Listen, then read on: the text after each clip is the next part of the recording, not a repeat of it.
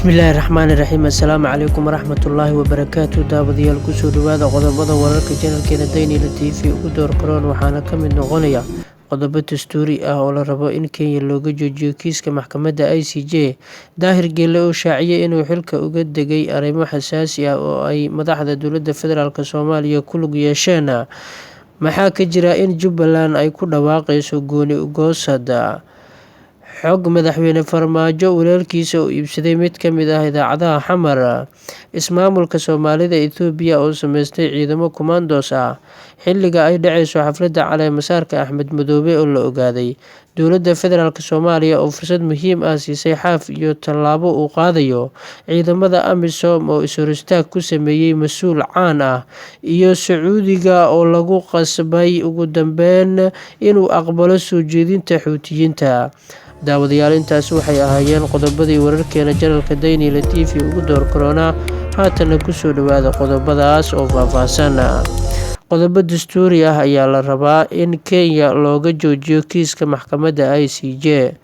Koox Kenyaan ah ayaa dooneysa in dowladda aysan wakiilo u dirin dhageysiga kiiska dacwadda badda Soomaaliya ee bisha Noofembar ka dhacaya xarunta maxkamadda caalamiga ee cadaaladda adduunka ICJ ee magaalada Hague.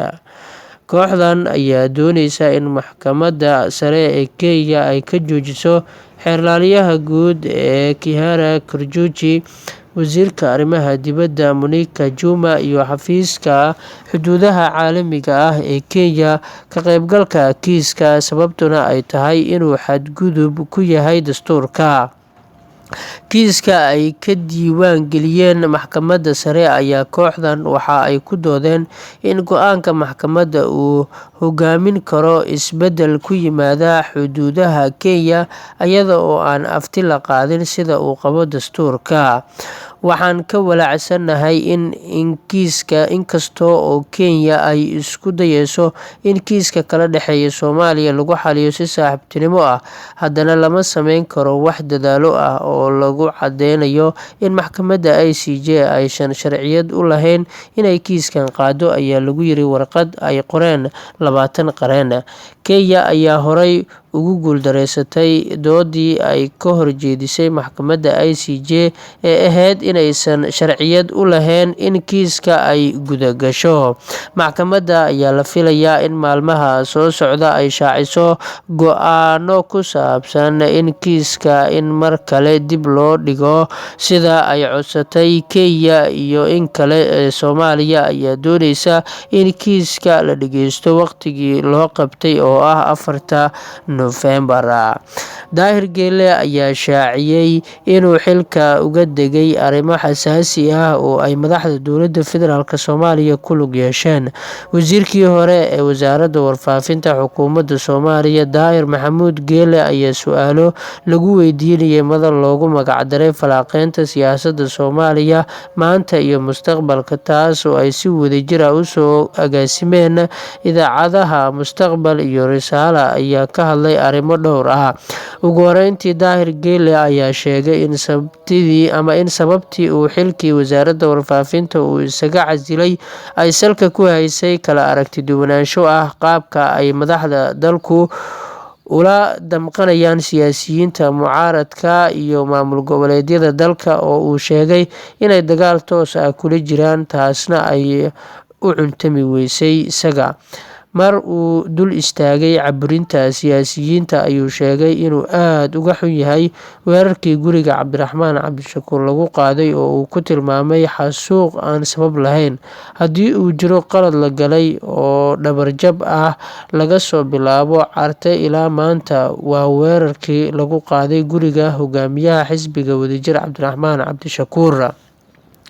Sidoo kale, is-hor-istaagii lagu sameeyay madaxweynihii hore Sheekh Shariif Sheekh Axmed ayuu ku tilmaamay nasiib darro kale oo meel uga dhacaysa maamuuskii uu lahaan jiray qofkii mar soo hogaamiyay dalkan. Danjire Daahir Geele ayaa sheegay in uu ka shakisan yahay in uu u tegay madaxweyne Farmaajo oo uu siiyay taladan. in uu shakhsiyan uu madaxweyne Farmaajo taladan uu siiyay islamarkaana uu tegay. Madaxweyne waxaa hartay muddadii aad dhaxalka reebi lahayd dadka kuugu hareereysan ee doonaya in aad meesha kusii joogto sifo aan suurtagal ahayn. Iyaga nacfiga ay kugu qabaan ayay qaadanayaan, adiguna ceebta ayaa ku haraysa. Farmaajo ayuu kula taliyay haddii uu rabo in la maamuuso oo handhow loo sharfo sidii madaxweyne dalkan soo maamulayay, in uu hadda sharfo madaxdii ka horeysay. Mar uu ka hadlayay khilaafka maamul goboleedyada iyo dowladda dhexe ayuu yiri, xukuumadda dowlad goboleedyada waxa ay ka aaminsan tahay inay yihiin hanaan lagu kala daadinayo dowladnimada oo ay tahay in laga takhaluso. Mar waxaa laga weydiiyey Daahir Maxamuud Geele intii uu xukuumadda ku dhex jiray waxa uu kala socday qorshaheeda doorashooyinka kusoo wajahan dalka, ayaa waxa uu sheegay in xukuumadda ay ku howlan tahay sidii ay talada ugu sii laaban lahayd oo ay tulayso shaati aan u galaynin qolo kale sida uu hadalka u dhigay. Inta aan ogahay doorashooyin aan waxqabad ku imaan balse lagu sii joogi karo ayay xukuumadda ammaanka ku haysaa shaati cusub oo doorashooyinka ah oo xukuumadda hadda joogta mooyaane aan qolo kale u qalmin ama u geli karin hala talo la yiri, ayuu yiri Danjire Daahir Maxamuud Geele. Maxaa ka jira in Jubbaland ay ku dhawaaqayso gooni isutaaga? Madaxweynaha Jubbaland Axmed Maxamed Islaam Axmed Madoobe ayaa sheegay in cadaadiska xooggan ee kaga imaanaya dowladda federaalk uusan ku qasbi doonin in ay ku dhawaaqi doonto ama uu ku qasbi doono in aysan ku qasbi doonin in ay ku dhawaaqaan gooni ugoosada. Waxaa nagala raadinayo waa dowlad federaal, xal baan ka weynay, si kalaan u tashanaynaa. Maya, midnimada Soomaaliya annagaa u taagan, annagaana keenayno, annagaana ka shaqaynayno, cidna ugama gambanayno. Shacabka ayuu u soo jeediyey in laga badbaadiyo dhurwaayada amni darada sii kordhaysa iyo qaraxyada. Aan u soo jeesanayno in aan amniga ka wada shaqeyno, aan iska dayno waxa maanta laga hadlayo. Iyada oo xukuumadda hadda jirta lagu eedeynayo in ay kasoo horjeedo nidaamka federaalka, Axmed Madoobe ayaa carabka ku adkeeyey ahamiyadda ay leedahay in la xoojiyo nidaamka ay dadka ku heshiiyeen. Deeqaha lacagta iyo qeybaha kale ayuu ku nuuxnuuxsaday in lagu koobay filla Soomaaliya. Markan Jubbaland ka hadlo, labadii sano ee u dambeysay waxaase ayaan idinka soo gaaray ma jiraan wax haba ha yaraatee. Maamulka hawada oo dalka dib loogu soo celiyeyna sanado kadib ayuu tibaaxay in dowladda Farmaajo ay muujisay in aan lagu haleyn karin xitaa wax kasii weyn oo ay Soomaali leedahay, waana ka tashan doonaa. Madaxweyne Axmed Madoobe ayaa sheegay in Jubbaland ay tusaale u tahay Soomaaliya maadaama ay degto Soomaali oo idil ayna ka mid tahay meelaha khilaafka dalka ragaadiyey ay ka bilowdeen.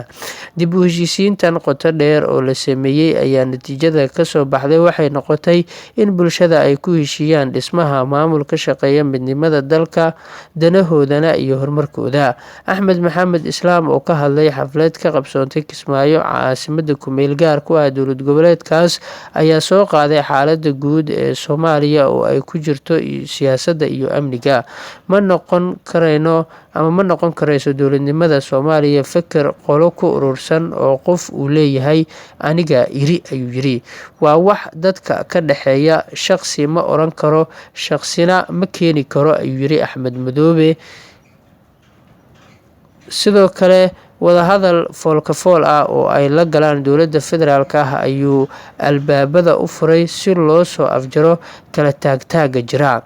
Waxaan u baahannahay in aan ka wada hadalno, ku wada soconno ama ku heshiino waa dastuurka dalka ku yaala ama u yaala, kan federaalka ha noqdo ama kan maamulka ha noqdo. Isaga wuxuu uu sidoo kale carabka ku dhuftay waxaa dadka hagi kara, ayuu yiri dastuurka.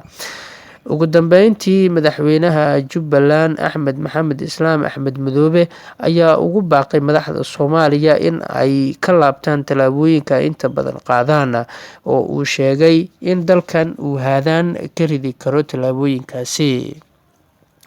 madaxweyne Farmaajo walaalkiisa ayaa iibsaday mid ka mid ah idaacadaha xamar. xasan cabdulaahi Farmaajo oo loo yaqaano xasan nuur lana dhashay madaxweynaha Soomaaliya Maxamed Cabdulaahi Farmaajo ayaa iibsaday idaacadda Sky FM ee magaalada Muqdisho sida ilwareedyo lagu kalsoon yahay ay u sheegeen Daynila TV. xasan nuur ayaa markii uu iibsaday idaacadda Sky FM ka bedelay magacii wuxuuna u bixiyay Sareeya FM iyada oo sidoo kalena isbedel lagu sameeyay hab howleedkii iyo siyaasadii idaacaddaasi. idaacadan cusub ee lagu magacaabo Sareeya FM ayaa weli kusoo gasha mowjada 87.5 FM oo ah isla mowjadii ay kusoo geli jirtay idaacaddii Sky FM oo horey bahwadaag ay ula ahaayeen idaacadda Shabeelle. ilwareedyada warkan la wadaagay Daynila TV ayaa sheegaya in ujeedka idaacadan ay tahay ololaha doorashada 2020 ilaa 2021 ee madaxweyne Farmaajo. iibsashada idaacadan ayaa muujinaysa isbedel dhanka xeelada warbaahinta ah oo ay qaadeen kooxda madaxweynaha ayaa markii hore lacag ku bixin jirtay oo laaluush siin jirtay idaacadaha iyo shakhsiyaadka caanka ka ah baraha bulshada si ay u ammaanaan madaxweynaha una aflagaadeeyaan. waxaa hadda muuqata in diiradda la saarayo warbaahin ay iyaga leeyihiin sida ay doonayaan u adeegi karaan. ismaamulka Soomaalida Itoobiya ayaa sameystay ciidamo kumaandoos ah. gobolka Soomaalida dalka Itoobiya ayaa lagu soo waramayaa in markii ugu horeysay uu dhistay ciidamo sida gaarka u tababaran ee loo yaqaano kumaandooska. ciidamadan ayaa waxa ay tiradoodu gaaraysaa ilaa 250 askari kuwaas oo dhowaan tababar loo soo xiray. sidoo kalena ciidamadan ayaa qeyb ka noqonaya ilaa 3,000 oo askari oo ka mid ah ciidamo cusub oo ku biiraya kuwa loo yaqaano liyu booliska ee ismaamulka Itoobiya. sida ay ogaatay Daynila TV, ciidamadan kumaandooska ayaa loogu talagalay in ay ka jawaabaan xaaladaha degdega ah iyo difaaca xuduudaha gobolka Soomaalida. dadka falanqeeya arrimaha siyaasadda ee gobolka ayaa siyaabo kala duwan uga hadlay waxa uuna kusoo beegay xilligan ciidamadan waxa kusoo beegay in ciidamo cusub uu dhisto gobolka Soomaalida Itoobiya. arrintan ayaa sidoo kale kusoo aadeysa iyadoo muddooyinkii lasoo dhaafay xasarado xoogan ay ka jireen gobolkaasi. xilliga ay dhaceyso xafladda caleemasaarka Axmed Madoobe ayaa la ogaaday. warar lagu kalsoonaan karo ayaa sheegaya in toddobaadkan gudihiisa la qaban doono munaasabadda caleemasaarka madaxweynaha dib loo doortay ee maamulka Jubbaland Axmed Maxamed Islaam Axmed Madoobe. ilwareedyo xog ogaal ah ayaa Daynila TV u xaqiijiyay in maalinta Arbacada ah oo ku beegan 9 bisha Oktoobar la qaban doono xafladaasi. sidoo kale munaasabadda oo ah mid ballaaran ayaa la sheegay inay ka qaybgalayaan mas-uuliyiin sarsare oo ay ku jiraan madaxdii hore ee xilalka uga soo qabtay Soomaaliya. wararka ayaa intaa ku daraya in sidoo kale xafladda caleemasaarka Axmed Madoobe ay ka qaybgali doonaan wafdi ka socda dhinaca maamulka Somaliland. ammaanka Kismaayo ayaa aada loo adkeeyay iyada oo saakay ciidamo booliis Jubbaland ah ay saakay howlgallo ballaaran ka wadeen ilaa duhurkan ilaa galabta. sidoo kalena meel walba la istaajiyay. 26 bishii hore ayaa lagu waday in la qabto munaasabadda caleemasaarka balse waxaa ku yimid dib u dhac kadib markii dowladda federaalka ay xayiraad saartay magaalada Kismaayo. lama oga hadda sida ay wax noqon doonaan iyo tallaabada xigta oo ay qaadi doonto dowladda dhexe oo horey u qaadacday doorashadii dib loogu doortay Axmed Madoobe. ugu dambeyntiina dowladda federaalka Soomaaliya ayaa fursad muhiim ah siisay Xaaf iyo tallaabo uu qaadayo. warar hoose oo soo baxaya ayaa sheegaya in dhowaan madaxweynaha dowlad goboleedka Galmudug Axmed Ducaale Geele Xaaf uu ku dhawaaqi doono guddiga xalinta khilaafaadka ee maamulkaasi. guddigan ayaa waxa uu ka koobnaan doonaa ilaa 12 qof sida ay Daynila TV u sheegeen ilwareedyo lagu kalsoon yahay. madaxweyne Xaaf ayaa lagu soo waramayaa inuu arrintan la tashiyo kala duwan la sameynayo madaxda dowladda gaar ahaan madaxweynaha iyo ra-iisul wasaaraha iyagoona u ogolaaday in uu ku dhawaaqo guddigaas oo muhiim u ah dhismaha Galmudug oo mid ah. waxaan halkan kusoo gabagabeyneynaa guud ahaan warkii aad kala socoteen janalkeena Daynila TV. intaan kasii bixin mar kale waxaan idiin xasuusinaynaa inaad channelka ku soo biirtaan, subscribe saartaan, sidoo kalena gambaleelka aad furataan si aad uga mid noqotaan daawadayaasha ugu horeeya ay wararkeena u soo dhacaan.